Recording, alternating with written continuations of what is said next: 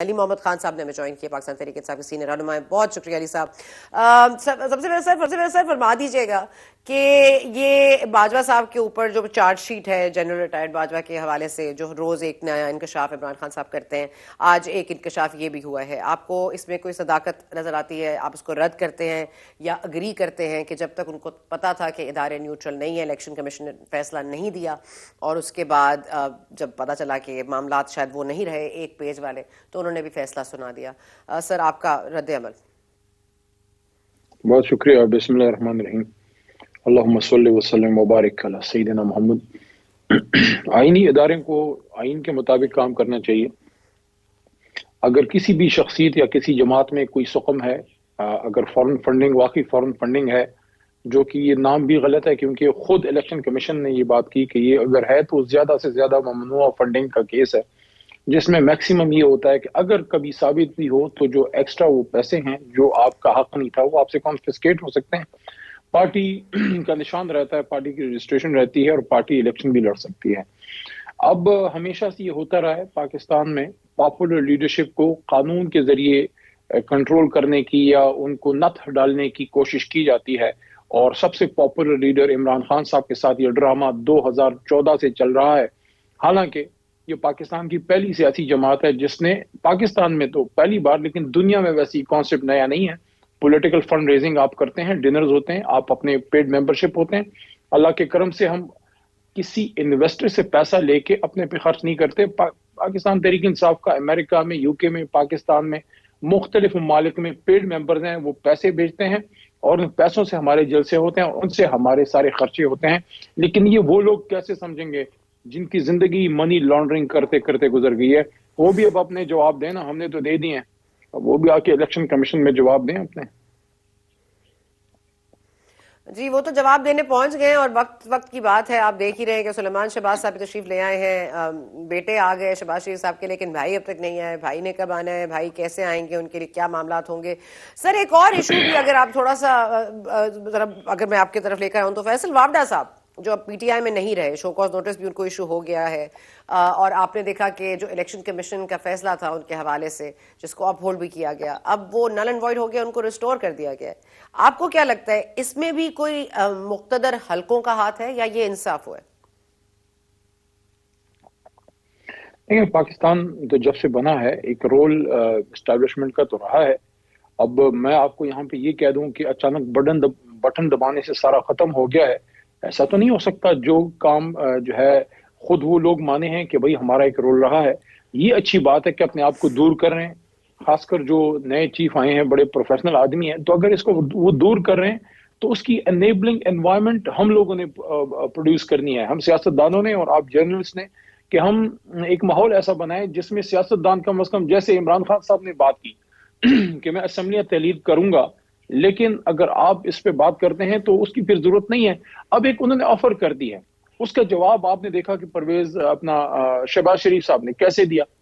फिर उनके बेटे ने आके, यानी कि अगर क्यामत की कोई आखिरी निशानी बाकी है तो वो ये है कि शरीफ फैमिली आके हमें करप्शन पे लेक्चर दे। क्या ये दिन भी हमने देखने थे? तो अगर इस तरह की मेच्योरिटी होगी, इस तरह की सियासी बसीरत होगी, तो कैसे वो लोग फिर दूर हम उनको कर पाएंगे? वो खुद दूर होना चाहते हैं, लेकिन क्या हम उनको दूर करना चाहते हैं इस तरह के काम करके? जब आपको एक पॉपुलर लीडर ने ऑप्शन दे दिया कि आओ टेबल पे बैठो, सियासतदान बात करते हैं, उस तरह से तो मुश्किल हालात नहीं है ना जो भुट्टो साहब के 9 सितारों के बीच में थे। सर ये फरमा दीजिएगा कि कल या परसों में इमरान खान साहब का जो स्टेटमेंट भी आया कि बड़ा सुना है कि बहुत ही ये मोतबर जनरल है जो आए हैं और हाफिज कुरान है, उनकी तारीफें कर रहे थे, कहते हैं सुना है। सर वो तो उनके साथ उनके पास सर्व कर चुके हैं ना, वो उनके आईएसआई के चीफ थे जब इमरान खान साहब वजीर आजम थे, तो उस वक्त तो हटाया था उनको क्योंकि वो जो सारे केसेस सामने ला रहे थे और बता रहे थे इमरान खान साहब के खानदानी लोग और बुजदार साहब स्पेसिफिकली क्या क्या करप्शन कर रहे हैं। तो ये करप्शन का जो दर्स है वो ठीक है कि आपको नून लीग को भी नहीं देना चाहिए, लेकिन फिर आपको भी नहीं देना चाहिए और इमरान खान साहब को तो कतई नहीं देना चाहिए जिन्होंने बर्खास्त कर दिया इनको और जनरल फैज हमीद को ले आए इनके हवाले से। तो क्या उस वक्त उनकी डिसीजन कोई और थी और आज उनको याद आ गया कि वो हाफिज कुरान है? हाफिज कुरान तो वो तब भी थे नहीं? देखिए, मेरे ख्याल में अगर इस मुल्क के साथ आप या कोई और या मैं कोई अच्छा कर सकते हैं तो वो यही है कि एक इन सर्विस अगर कोई आदमी जनरल है, कॉम्पिटेंट है, और वो मुल्क को जो है एक अपनी जो उसकी जिसकी जो ऑर्गेनाइजेशन है उसको सियासत से दूर रखना चाहता है, तो मेरे ख्याल में हमें उसको ये मौका देना चाहिए और हमें अपने मसले खुद हल करने चाहिए। लेकिन ये तो 70-70 साल के होके ये जो आज की इम्पोर्टेड हुकूमत के लोग हैं, ना इनका जी इक़्तिदार से भरा, ना मनी लॉन्ड्रिंग से भरा, ना इनका जी इस बात से भरा कि बेशुमार केसेस करो, मसले जब बने मुल्क से भाग जाओ, फिर फेवरेबल माहौल में पाकिस्तान में देखें। इस मुल्क में इमरान खान भी तो है, 9 साल से खैबर पख्तूनख्वा में उसकी हुकूमत है, 3.5 साल इधर वजीर आजम रहा, केसेस आपने बेशुमार बनाए। ये जब इधर थे कोई दाल चावल खा रहे थे जिस जमाने में, उस जमाने में ये बंदा इंग्लैंड में 17 साल की उम्र में था, उसको सारे दरवाजे उसको पता है किधर से क्या होता है, कहां जाया जाता है। वो तो पाकिस्तान में बैठा है, इमरान खान क्यों नहीं भाग रहा? Ali Mohammad, Asad Umar, Shah Mahmood Qureshi, Murad Saeed, why are we not running away from Pakistan? Sir या तो फिर आपको अपने पे भरोसा है वाकई, या फिर आपकी तो तमाम तर चीजें रिकॉर्ड पर आ रही हैं, जैसे मुर्शिद को कह रहे हैं कि घड़ियां बेच दूंगा, फिर घड़ी खरीदने वाला सामने आ रहा है। चले उस पर नहीं जाते, लेकिन अभी तोशाखाना रेफरेंस केस बाकी है, उसके ऊपर भी बात होनी है। आपको पता है टेरियान खान का भी केस है इस्लामाबाद हाई कोर्ट में, वो भी चल रहा है। फिर फॉरेन फंडिंग के लोअर कोर्ट में मसाइल जो केस है वो भी शुरू हो चुका है, और इसकी मुमकिन सजा हो सकती है 5 साल नाअहली।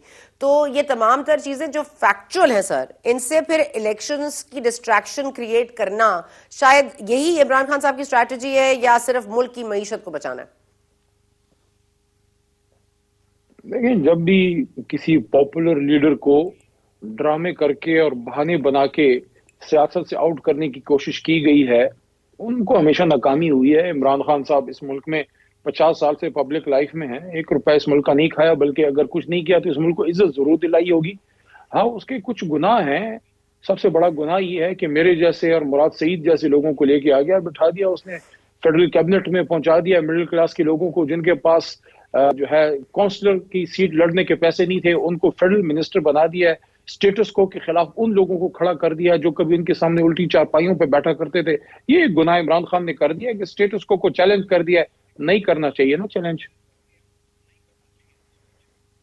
स्टेटस को वो चैलेंज तो किया, और आपने कहा कि ऐसे नहीं हुआ जो सिर्फ इमरान खान साहब के साथ हुआ। नवाज शरीफ साहब कितनी दफा सर मुल्क से बाहर गए, कितनी दफा उनकी हुकूमत को बर्खास्त किया गया, ये सब भी हमारे सामने है। पीपल्स पार्टी की हुकूमत में मेमो गेट का मामला कितना जड़ पकड़ गया, जरदारी साहब कैसे दुबई चले गए।